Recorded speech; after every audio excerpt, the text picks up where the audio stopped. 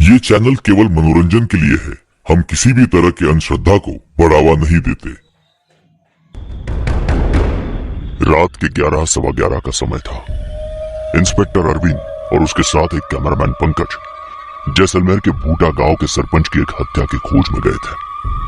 वो दोनों अपनी जीप से लौट ही रहे थे, तभी इंस्पेक्टर ने अपनी गाड़ी को एक कच्ची सड़क पर रोका। अरे अरे अरे सर, क्या कर रहे हैं आप? जानते हैं ये कुलधारा का रास्ता है, वहां तो मुर्दों को भी जाना मना है। हम तो फिर जीते जागते इंसान हैं। ओए बावड़े, अरे डरपोक, कुलधारा वाली कहानी को मैं नहीं मानता। ओए बावड़े, मुझे एक बात बता, आज तक के इतिहास में ऐसा कभी हुआ है कि रातों रात एक अकेला गांव भी खाली हुआ हो? अरे कोई दूसरी वजह होगी, लोगों ने मसाला देकर इतने डरावने अंदाज में इस बात को बता दिया। अरे मैं तो दावे के साथ कह सकता हूँ उस गांव में बहुत खजाने होंगे, क्योंकि वो अंग्रेजी के शासन काल से है। ऐसे में वहाँ कोई जाने की हिम्मत न करे, इसीलिए इन अफवाहों को फैलाया गया है। समझा बावड़े? वो सब ठीक है सर, लेकिन हम वहां क्यों जा रहे हैं? पंकज डरे हुए अंदाज में बोला। अबे क्या है ना कि गाड़ी में डीजल खत्म हो रहा है, ऊपर से रात भी बहुत हो गई है।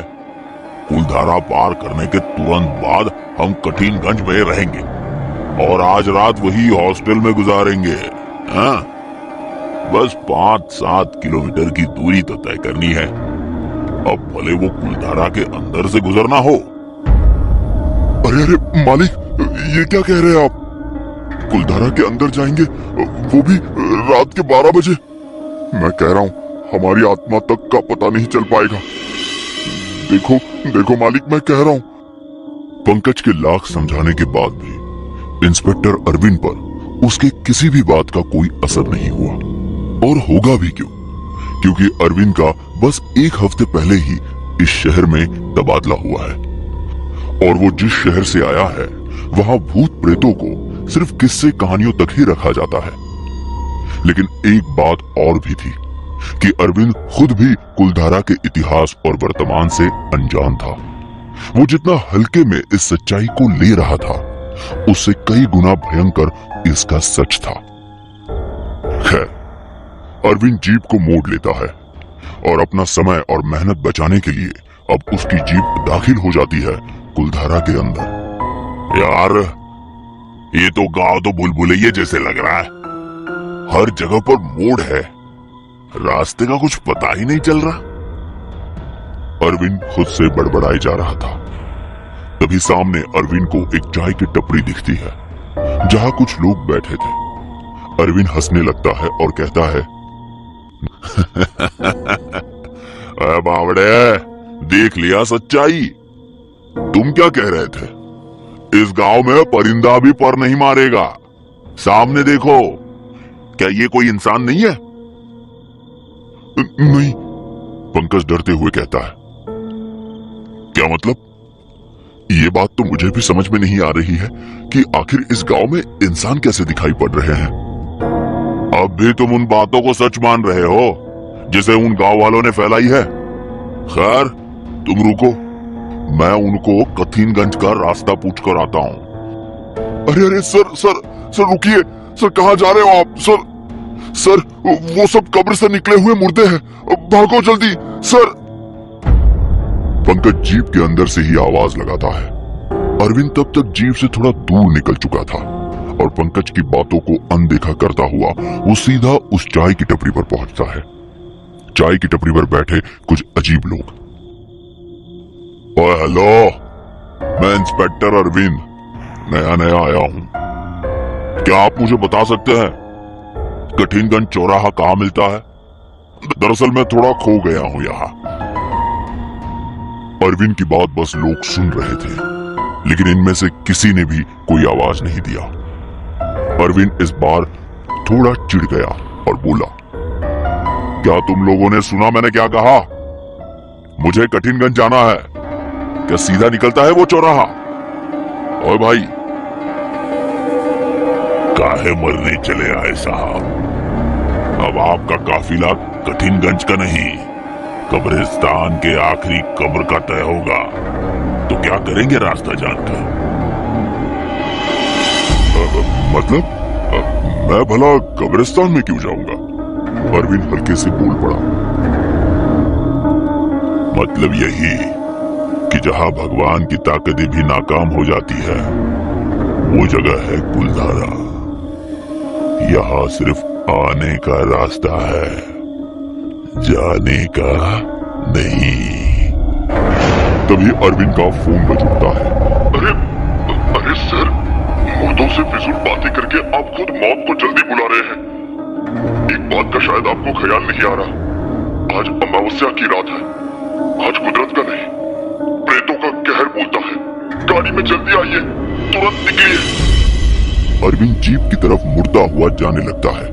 वो जीप के पास पहुंचता ही था कि तभी पीछे से एक आवाज आती है। तुम्हारा इंतजार कर रही है, इंस्पेक्टर।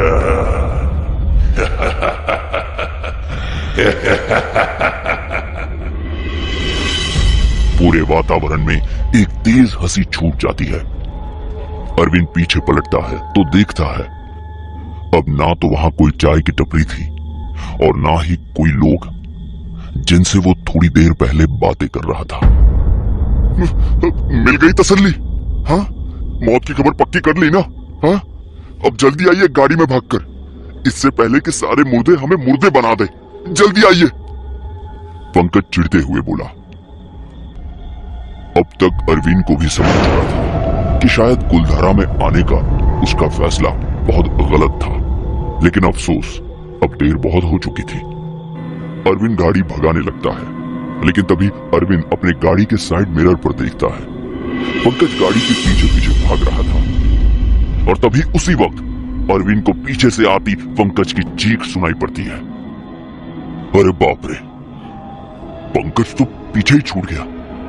फिर जो पंकज बनकर मेरे बगल में बैठा है वो कौन है? Why sir?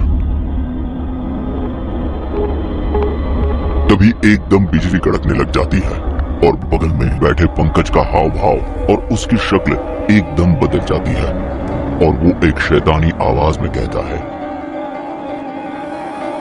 क्यों साहेब, कुलधारा नहीं घूमोगे?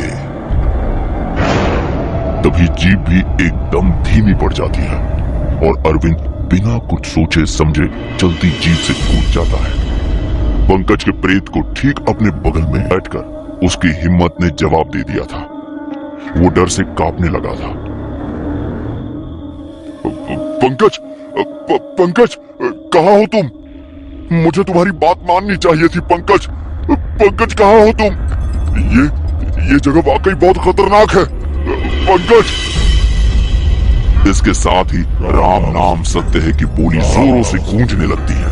राम नाम सत्य है, राम नाम सत्य है, राम नाम सत्य है, राम नाम सत्य है। इस गांव में इतनी रात को किसका अंतिम संस्कार होने जा रहा है? और वैसे भी आधी रात को सिर्फ किन्नरों का अंतिम संस्कार होता है, आम इंसानों का नहीं। यही सवाल लिए किसी तरह अरविंद पीछे पलटता है। वो पीछे पलटा तो देखा वो टोली जो लाश को कंधा दिए थी वो उसकी तरफ बढ़ी जा रही थी। सब गुस्से भरी नजरों से अरविंद को देख रहे थे। दरअसल 2 लाशों का क्रियाक्रम करने के लिए ये ले जाया जा रहा था। लाश जब एकदम करीब से गुजरी तब अरविंद की नजर उस लाश के चेहरे पर पड़ी तो जैसे उसकी रूह कांप उठी। वो दोनों लाश किसी और की नहीं बल्कि पंकज और अरविंद की ही थी। अब तो अरविंद को खुद के जिंदा होने पर भी शक होने लगा था। मुझे मार डाला। मैंने कहा था इस गांव में जिंदा लोग नहीं रहते, लेकिन आपने खुद के साथ साथ मुझे भी इस मायावी दुनिया में फंसा दिया। आपने मुझे मार डाला। आपने मुझे मार डाला। ये आवाज पंकज की थी। पंकज, तुम? पंकज? पंकज अरविंद से ठीक थोड़ी दूरी पर खड़ा था। इस बार पंकज बहुत बदला था। और बहुत डरावना भी लग रहा था। उसके आंखों के नीचे बड़े काले घेरे और गर्दन भी झुकी हुई थी। अरविंद ने कहा, पंकज, तुम जिंदा हो ना मेरे भाई? चलो चलो यहाँ से जल्दी निकलते, चलो। हर जिंदा इंसान की यही गलतफहमी होती है कि वो खुद को जिंदा समझता है, लेकिन मौत उसको हर पल अपनी चपेटे में लेने की कोशिश करती है। इंस्पेक्टर, जितना तेज भाग सकता है भाग के निकल जाए यहाँ से। अगर थोड़ी देर और रुका तो दिल तो धड़केगा, लेकिन उसकी धड़कन भी तो सुन नहीं पाएगा, क्योंकि तेरा दिल शरीर से अलग हो जाएगा। इंस्पेक्टर अरविंद पूरी जान लगाकर भागता है। जीप तो पहले से ही खराब हो चुकी थी, अब बस उसे किसी भी तरफ बचना था।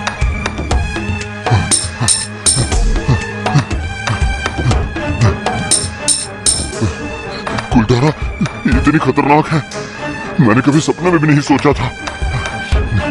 एक काम करता हूँ, सामने जो घर है ना, उसी घर में छुप जाता हूँ। कल सुबह होते यहाँ से निकल जाऊंगा। शायद सूरज की किरण से ये प्रेत बिना कुछ नहीं बिगाड़ पाएगी।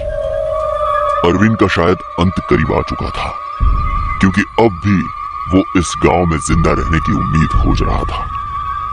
वो कहते हैं ना, विनाश काली विपरीत बुद्धि। अरविंद उस छोटे से मकान में दाखिल हो जाता है और एक कोने में छुप जाता है। धड़धड़ी और मन में इतना खौफ होने की वजह से उसके हाथ से लगकर एक ग्लास नीचे गिर जाता है और शांत माहौल में एक तेज डिस्टरबेंस आ जाता है। कौन है? किसकी मौत आई है जो इस घर में दाखिल होने की हिम्मत कर रहा है? तभी वो झोपड़ी अपने आप हिलने लगती है और अरविंद खुद ब खुद खींचता हुआ उस बुढ़िया की तरफ पहुंच जाता है। वो बुढ़िया दिखने में 100 साल से कम नहीं लग रही थी। जिंदगी से मुंह हट गया है क्या तेरा? मौत जिंदगी से ज्यादा तकलीफ देती है। क्यों मरने आया है तू यहाँ? तुझे पता है ना, कुलधारा प्रेतों और काली शक्तियों का अड्डा है। अरविंद के पीछे मुर्दों की परछाइयां दिखनी शुरू हो जाती है। उसके अगल बगल, आगे पीछे, हर जगह कुलधारा के वो खतरनाक प्रेत आकर्षित होने लग गए, जिसमें से उसका एक दोस्त पंकज भी था। लेकिन अरविंद को सबसे बड़ा झटका तब लगा जब उसने खुद को भी उन्हीं मुर्दों के साथ खड़ा देखा।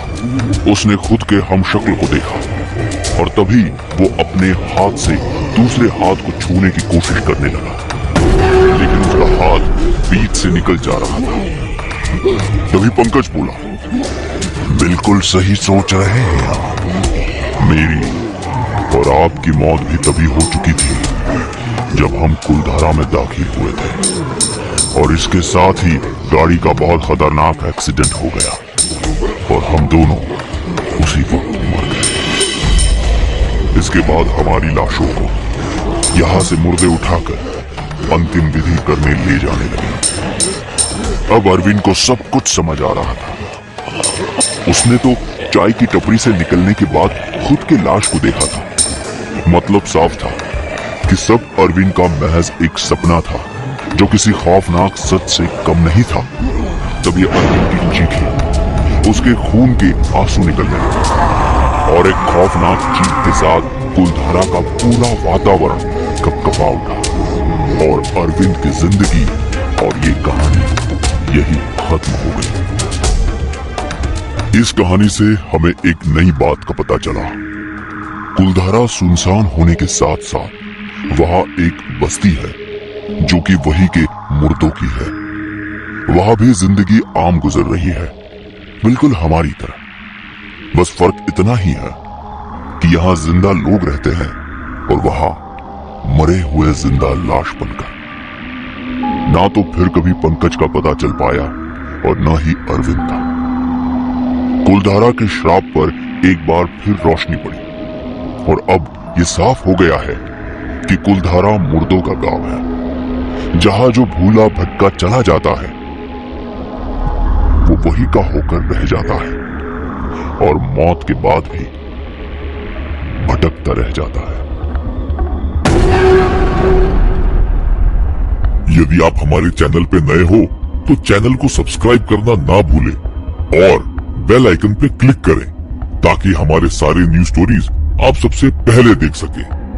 अगर आपको ये स्टोरी अच्छी लगी हो तो लाइक करें और हमें कमेंट करके ये बताएं कौन सा पार्ट आपको बहुत पसंद आया और अपने दोस्तों के साथ शेयर करना ना भूलें। आप हमें